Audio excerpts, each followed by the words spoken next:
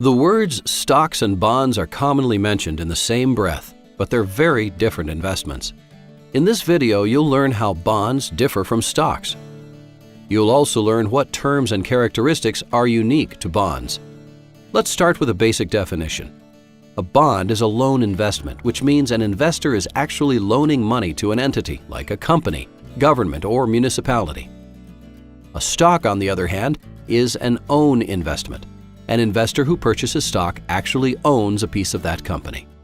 To say it another way, when an investor buys a bond, he's loaning money to a company in exchange for regular interest payments.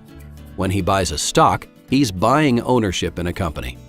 Of course, whenever a loan is made, certain terms have to be established. The same is true with bonds. When a company raises money through a bond, it's called a new issue. In a new issue, millions of dollars of bonds are commonly available. Each bond usually has a face or par value of $1,000. The face value is the cost to buy a single bond. Interest received from the bond is called a coupon. For example, a new bond may pay a coupon of $50 a year. Because coupons are typically paid twice a year, an investor should expect $25 every 6 months. So a bond that has a coupon of $50 and a face value of $1,000 has a coupon rate of 5%. This is the interest on the loan. The loan agreement ends when the bond reaches maturity.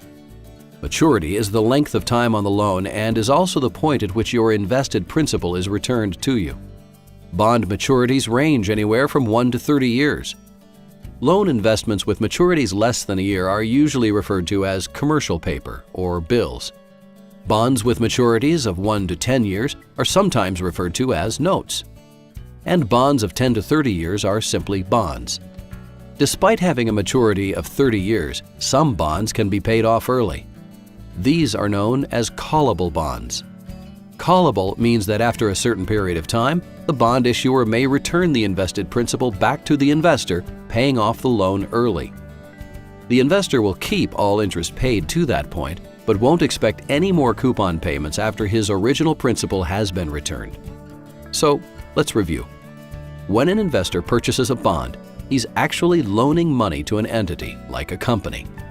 In return for the loan, the company will pay the investor interest, usually on a semi-annual basis. The interest provides regular and consistent income for the investor until maturity, which may be anywhere from 1 to 30 years, depending on the bond purchased. However, income is subject to the credit risk of the issuer of the bond. If an issuer defaults, no future income payments will be made. At maturity, the investor has his initial investment or principal returned to him. Keep in mind, not all bonds are the same. Some come as secured or unsecured, providing varying degrees of protection. Some issuers have varying credit ratings. Some carry different interest rate structures and offer various repayment schedules. Investors should keep these factors in mind before investing.